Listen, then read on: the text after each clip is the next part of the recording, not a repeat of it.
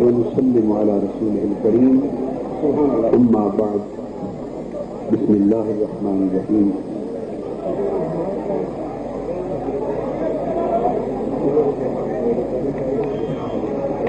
صدر مجلس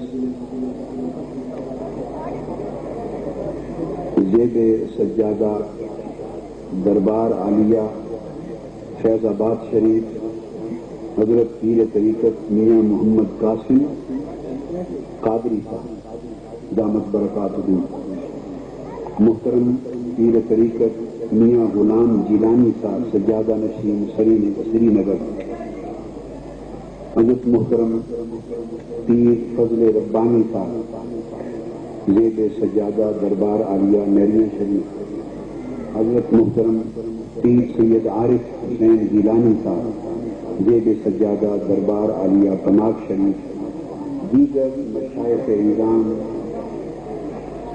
صاحبزادگان کرام، اکابرین سلاسل طریقت، غلامان مصطفیٰ اور عشاق اولیاء، الحمدللہ تعالی میرے لیے عرس مبارک اس تقریب میں شرکت باعث سعادت ہے۔ خطاب کی مجھے کوئی اطلاع نہیں تھی اور صرف اتنا بتایا گیا تھا کہ عرس مبارک کی نشست میں نے دعا میں شریک ہونا ہے، چونکہ مصطفی انقلاب کانفرنس جو کوٹلی میں ہو رہی ہے وہ شروع ہو چکی ہے، پروگرام ہوتا ہے اس وقت، پچھلے 1.5 گھنٹے سے شروع ہے اور حضرت پیر صاحب قبلہ نے بھی ابھی میرے ساتھ وہیں پہنچے اور ہم لیٹ ہو رہے ہیں۔ اب آپ نے حکم فرمایا کہ چند کلمات بھی عرض کرو، تو میں تعمیر ارشاد میں چند کلمات عرض کرنا چاہتا ہوں۔ بھرپور خطاب پھر انشاءاللہ تعالی مصطفی انقلاب کانفرنس کوٹلی میں ہوگا اور آپ لوگ بھی جہاں تک ممکن ہو سکا وہ پہنچیں گے، لوگ جا بھی رہے ہیں۔ ایک بات بڑی بنیادی اہمیت کی جو عقیدہ اور ایمان سے متعلق ہے وہ سمجھنے والا، وہ یہ کہ صحیح بخاری میں، صحیح مسلم میں، کتب سحاح میں مختلف طرق کے ساتھ ایک حدیث آئی ہے جو حدیث متفق علیہ، جو حدیث متفق، اس کا ذکر آپ نے کثرت سے علماء کرام سے سنا، مگر وہ حدیث بھی آپ نے بہت سنی، مگر اس میں سے جو نقطہ آج سمجھانا چاہتا ہوں وہ شاید آپ کے لیے ایک نیا خزانہ اور ذخیرہ ایمانی تھا۔ سبحان اللہ۔ آقا علیہ السلام نے فرمایا کہ جب لوگ اپنے میت کو دفن کر کے واپس چلے جاتے ہیں تو ملائکہ آ کر اس صاحب قبر کو، میت کو اٹھاتے ہیں اور اس کا اٹھنا برزخی حال کے مطابق اور آ کر اس کے 3 سوال کرتے ہیں۔ کتنے؟ 3 سوال کرتے ہیں۔ وقت تھوڑا تھا، میں نے بلا تغیر بات شروع کر دی کہ مقصود سمجھا دی۔ پہلا سوال کرتے ہیں مر رب، بتا تیرا رب کون؟ کوئی اشارہ نہیں دیا جاتا، صرف پوچھتے ہیں بتا تیرا رب کون؟ اگر وہ جواب دے لے کہ میرا رب اللہ ہے، تب بھی دوسرا سوال پوچھتے ہیں۔ اگر جواب نہ دے سکے اور اپنے رب کو، اپنے اللہ کو پہچان نہ سکے، تب بھی دوسرا سوال پوچھتے ہیں۔ یہ بات اہم ہے۔ اگر اس کو سوال کا جواب آ جائے اور پرچہ حل کر لے اور اپنے رب کو پہچان لے اور کہہ دے میرا رب اللہ ہے، جواب صحیح دے دے تو اس کو پاس ڈکلیئر نہیں کیا جاتا، اسے امتحان میں پاس نہیں کرتے، کیونکہ اگر پاس ہو جائے تو پھر کوئی سوال نہیں پوچھا جاتا۔ سوال تو پاس یا فیل ہونے سے پہلے پوچھے جاتے ہیں۔ فیل ہو گیا تب بھی سوال پھر کوئی نہیں پوچھتے تھے، نتیجے کا اعلان ہو گیا۔ اگر پاس ہو گیا تب بھی سوال نہیں پوچھتے تھے، نتیجے کا اعلان ہو گیا۔ سوال تو نتیجے سے پہلے ہو گیا۔ یہ ایک ایسا سوال ہے کہ اگر وہ اس کا جواب دے لے تب بھی دوسرا سوال پوچھتے ہیں، نہ دے سکے تب بھی دوسرا سوال پوچھتے ہیں۔ تو پتہ یہ چلا کہ قبر کا فیصلہ اس سوال پر نہیں ہوتا کہ تیرا رب کون ہے، اس کے جواب پر قبر کا فیصلہ نہیں۔ پھر دوسرا سوال پوچھتے ہیں ما دینوں کا، اب بتا تیرا دین کیا ہے۔ اشارہ نہیں دیتے کہ کوئی ہلکا سا اشارہ دے دیا جائے کہ تاکہ اسے بات یاد آ جائے یا اس کا دھیان اسلام کی طرف چلا جائے اور جواب دینے میں آسانی ہو۔ نہیں، کوئی رعایت نہیں دی جاتی۔ تیرا دین کیا ہے، اس کا جواب دے لے تو تب بھی اگلا سوال پوچھا جاتا ہے، تیسرا، اور اس کا جواب بھی نہ دے سکے تب بھی تیسرا سوال پوچھا جاتا ہے۔ تو پتہ چلا کہ رب کے سوال پر بھی قبر کا فیصلہ نہیں ہوتا اور دین کے سوال پر بھی قبر کا فیصلہ نہیں ہوتا، کیونکہ دونوں سوالات کے بعد ایک آخری سوال ہوتا ہے اور فیصلے کا انحصار اور نتیجے کا انحصار امتحان میں اس تیسرے سوال کے اختتام پر ہوتا ہے۔ تو تیسرا سوال کیا ہوتا ہے؟ پوچھا جاتا ہے ما كنت تقول في حق هذا الرجل محمد۔ اور تیسرا سوال یہ ہوتا ہے کہ تو بتا، یہ جو میں بخاری شریف اور مسلم شریف کی روایت کوٹ کر رہا ہوں اس میں پوچھا جاتا ہے بتا یہ اس کا دیدار کرایا جاتا ہے، پردہ اٹھا دیا جاتا ہے اور تاجدار کائنات کی مبارک صورت کے پاس سامنے ہوتی، اجابات ہو جاتے، ہر شخص جلوہ مصطفیٰ کرتا، دیدار مصطفیٰ کرتا اور جلوہ مصطفیٰ آنکھوں کے سامنے رکھ کر پھر نام بھی بتایا جاتا ہے۔ حدیث کا لفظ ہے ما كنت تقول في هذا الرجل محمد صلی اللہ علیہ وسلم، کہ ان کا نام محمد مصطفیٰ۔ دیدار بھی کرایا جاتا ہے، نام بھی بتایا جاتا ہے۔ سوال کیا رہ گیا؟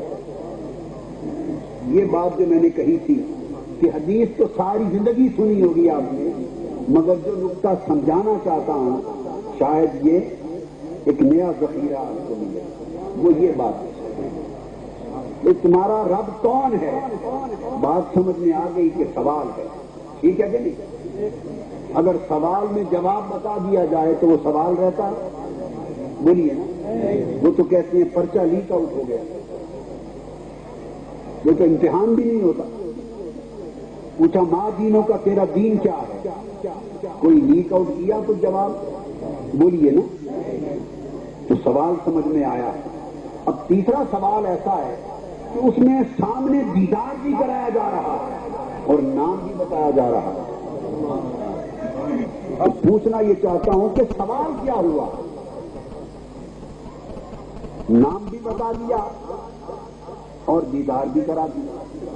ما كنت تقول في هذا الرجل محمد، یہ ہستی جن کا نام محمد مصطفیٰ ہے اور جن کا دیدار تو اپنی آنکھوں سے کر رہا ہے،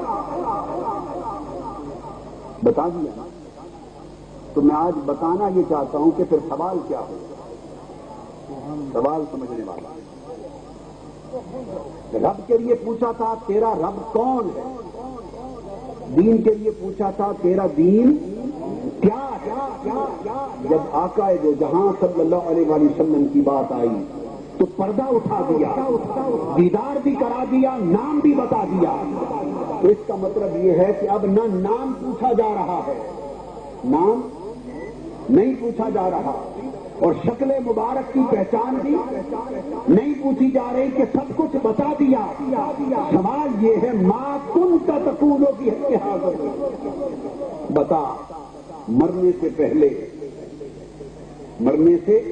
پہلے زندگی میں اس ہستی کے بارے میں تیرا عقیدہ کیا ہوا کرتا تھا، اس ہستی کی شان میں تو کہتا کیا تھا، جب تو تقریر کرتا تھا اس رسول کو اپنے جیسا سمجھتا تھا یا ساری کائنات سے بلند جانتا تھا، جب اس رسول کے علم کی بات کرتا تھا اس رسول کے علم میں کمزوری دیکھتا تھا یا برتری دیکھتا تھا، جب رسول کے تصرفات اور معجزات کی بات کرتا تھا تو تمہیں تھوڑے نظر آتے تھے یا عرش و فرش سے بڑھ کر نظر آتے تھے، جب رسول کی شانیں بیان کرتا تھا، رسول کا حسن و جمال بیان کرتا تھا، قدرت و کمال بیان کرتا تھا، اس کے گنبد خضرا کی بات کرتا تھا، اس کے مدینے کی گلی کوچوں کی بات کرتا تھا، اس کی عظمتوں کی بات کرتا تھا، شان و عزت کی بات کرتا تھا، تو بتا مصطفیٰ کی شان کے بیان میں کنجوسی کرتا تھا یا سخاوت کرتا تھا؟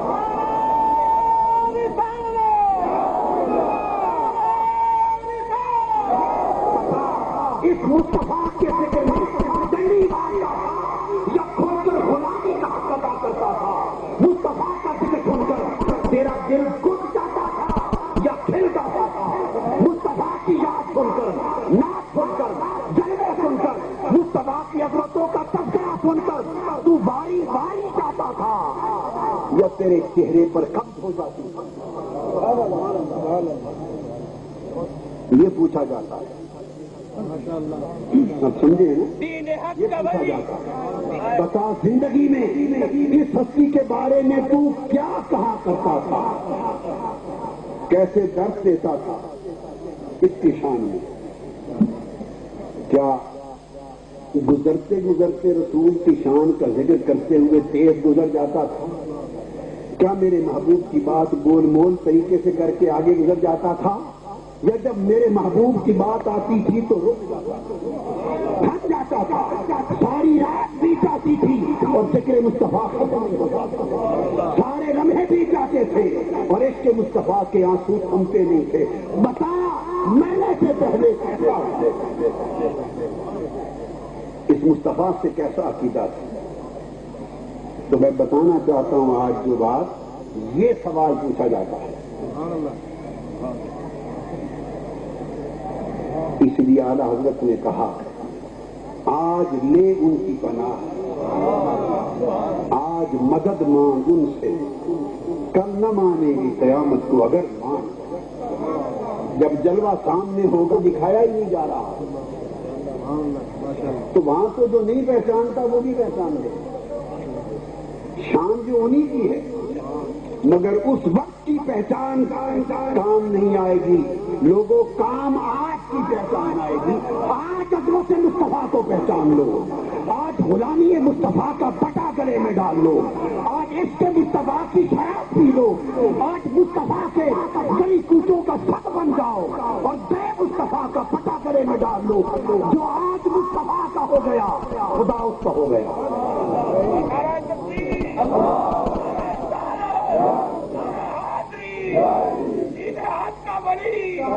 اور پھر حدیث ختم کرنا چاہتا ہوں، یہ بات سن کر جس کا جواب صحیح ہوتا ہے یا جس کا جواب غلط ہوتا ہے، دونوں کا ایک منظر ہے۔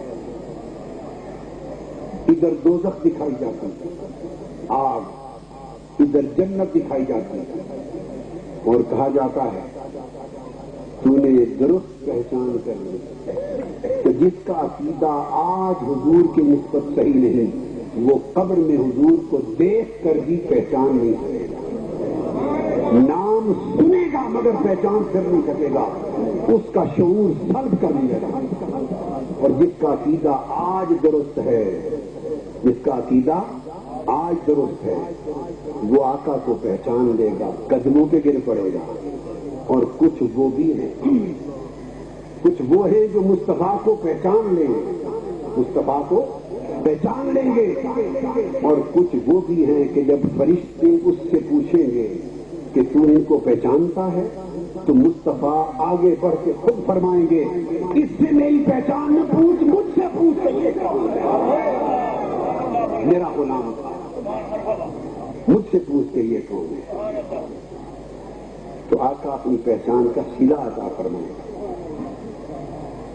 اور کہا جائے گا اگر تو ان کو نہ پہچانتا تو تیرا ٹھکانہ دوزخ ہوتا، جو تیری پہچان اور معرفت کی وجہ سے جنت میں بدل گئے۔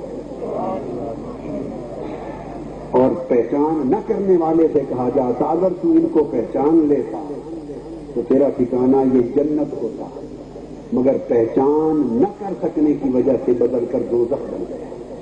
تو دوستو، فیصلہ، آخری فیصلہ قبر میں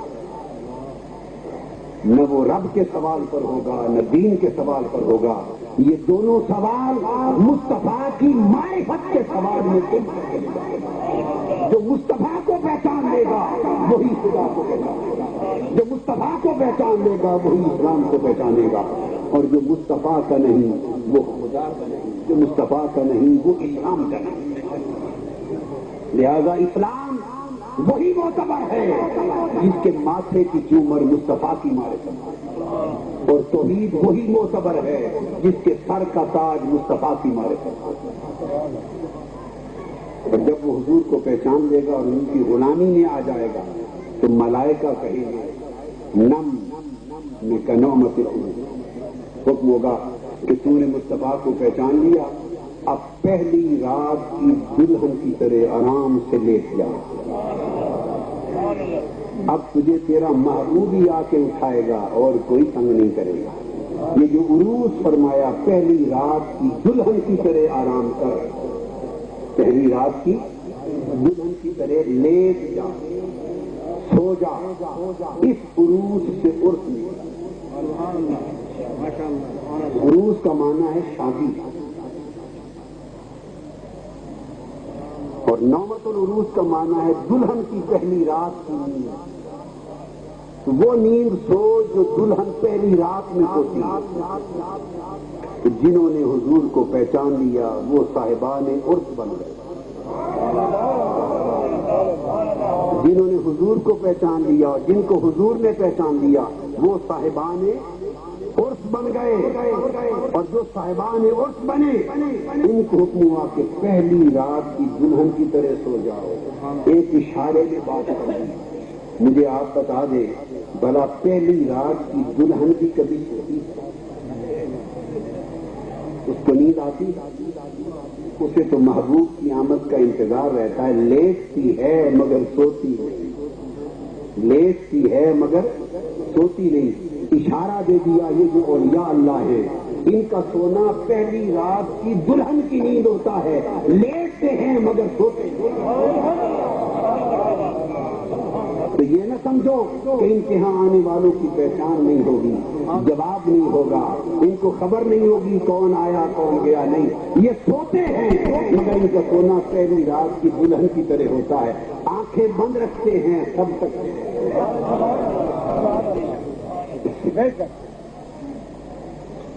اب یہ نسبت آقا علیہ السلام کی بارگاہ سے جن کو نصیب ہوگی اس نسبت کی ایک شرط ہے، اس نسبت کی ایک شرط ہے کہ زندگی جان حضور کے عشق اور غلامی میں پگھل جائے، جسم حضور کے دین کی مدد و نصرت میں گرے، جو مشن تاجدار کائنات لے کر آئے کہ دنیا میں اسلام کو باطل نظاموں کے مقابلے میں غالب کیا جائے، تو دل حضور کے عشق میں آباد ہو، اور زندگی حضور کے مشن دین کے غلبے میں جس وجہ میں تب حضور اپنی غلامی میں لے لیں گے. نہ تنہا دین کی مدد و نصرت اس کے غلامی رسول کے بغیر قبول ہے، اور نہ خالی اس کے رسول حضور کے مشن اور دین کی نصرت کے بغیر قبول ہے. اللہ پاک نے فرمایا جو دونوں میرے محبوب نے جس مشن کی خاطر پتھر کھائے، جس غلبہ دین کی خاطر رخسار زخم کرا، جس غلبہ دین کی خاطر پیٹ مبارک پر پتھر باندھے، احد بدر حنین اور خندق کے غزوات میں اترے، اور جس مشن کی خاطر میرے مصطفیٰ کے نواسے حسین نے کربلا میں سارا خانوادہ لٹا دیا، وہ کیا تھا؟ وہ غلبہ نظام مصطفیٰ، وہ مصطفی انقلاب تھا، وہ غلبہ دین حق تھا، باطل نظام کو مسترد کرنا تھا. کیا یزید نے کلمہ بیان کر دیا تھا؟ جواب دیجیے. کیا یزید نے مسجدوں کو تالے لگا دیے؟ بتائیے نا اونچا. کیا یزید نے نماز روزہ حج زکات کو معطل کر دیا تھا، بیان کر دیا تھا؟ جب یہ ساری باتیں برقرار تھیں، یزید کی بغاوت کیا تھی اسلام کے خلاف؟ اور امام حسین پورا خانوادہ رسول لے کر کربلا میں قربان کیوں ہو گئے؟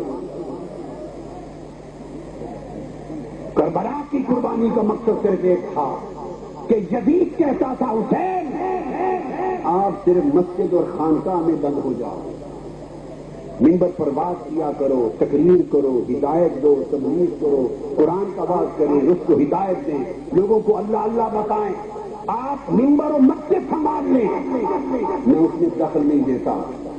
اور حسین میں سلطنت اور حکومت سنبھال لوں، تم اس میں دخل نہ دو. آؤ دو چیزیں بانٹ لیں، مسجد اور خانقاہ، اللہ اللہ اور بات تم لے لو، اور سلطنت سیاست اور حکومت میں رکھ لوں.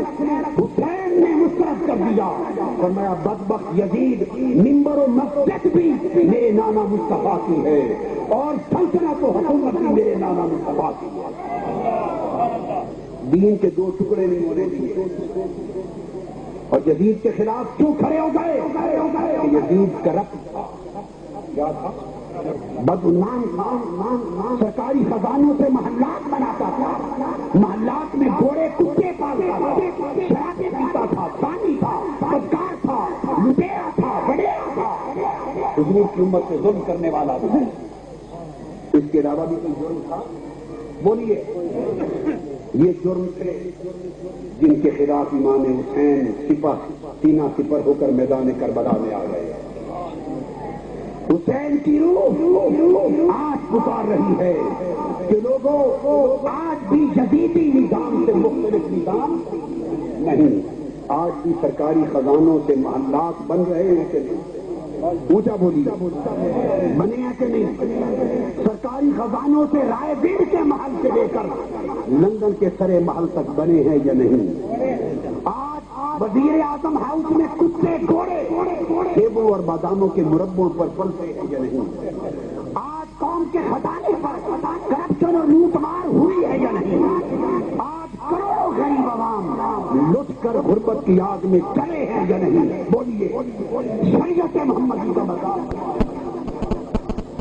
یہ کردار کتنا مختلف ہے اس کردار جس کے خلاف امام حسین کھڑے ہوئے.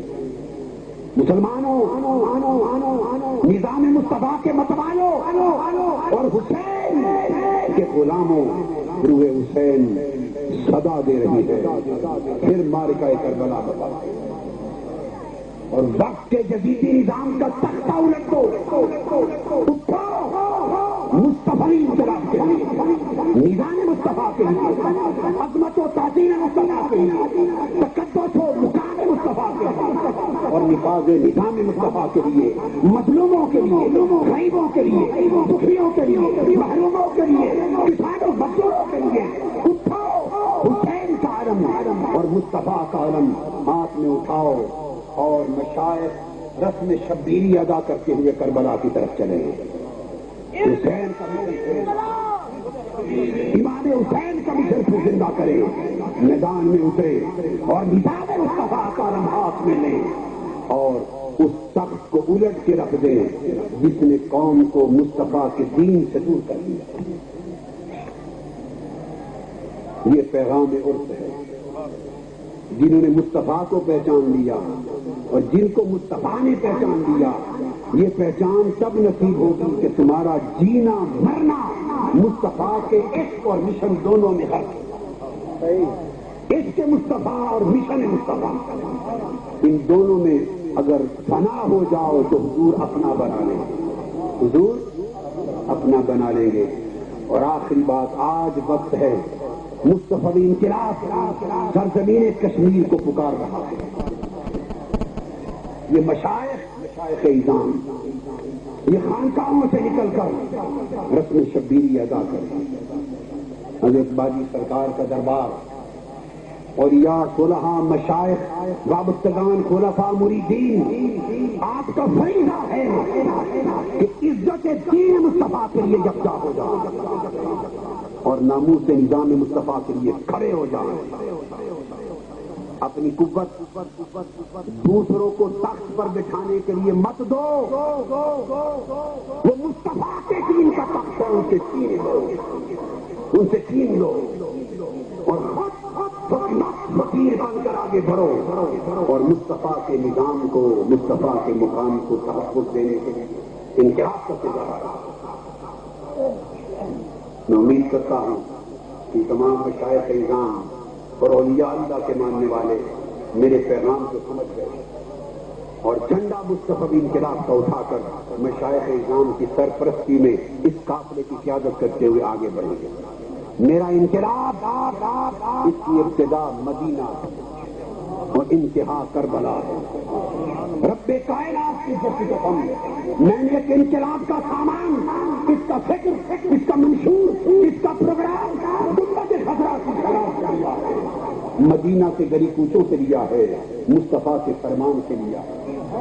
تو سارا سامان اس انقلاب کا مدینہ ہے اور انتہا اور منزل اس انقلاب کے سفر کی کربلا ہے. علی اکبر کی روح پکار رہی ہے، علی اکبر کی روح پکار رہی ہے. زینب کبریٰ کی روح پکار رہی ہے. بڑھو اور یزیدی نظام کا تخت کشمیر ہو یا پاکستان الٹ کے رکھ دو اور مصطفیٰ کے غلاموں، وقت بار بار نہیں آئے گا، وقت آ چکا ہے. اٹھ کر ایک قوت بن جاؤ اور نظام مصطفیٰ کا لحاظ کرو. جو احباب اس قافلہ انقلاب مصطفی میں سپاہی بن کر اور مشائخ اعظام کمانڈر بن کر جو شریک ہونا چاہیں، اس صاحب عرف کے صدقے میں ہاتھ کھڑا کر کے اعلان کرنا، بابا سے ہاتھ اونچا کر کے اعلان کرنا. مشائخ سرپرستی فرما رہے ہیں، زندہ باد. اللہ پاک حضرت قبلہ باجی سرکار رحمۃ اللہ تعالی علیہ ان کے فیوزات کے صدقے، ان کے فیوزات کے صدقے، حضرت باجی سرکار کے فیوزات کے صدقے، اولیاء اللہ اور مشائخ اعظام کے برکات اور فیوزات کے صدقے اللہ پاک اس کی حاضری سب کی قبول فرمائے. ظاہر و باطن کی خیرات سے جھولیاں بھر کے روانہ ہوں اور سب مصطفی انقلاب کے اور نظام مصطفیٰ کے عظیم سپاہی بن کے آگے بڑھیں. السلام علیکم ورحمۃ اللہ وبرکاتہ. وصلی اللہ تعالی علی سیدنا و مولانا محمد وعلی آلہ وصحبہ اجمعین.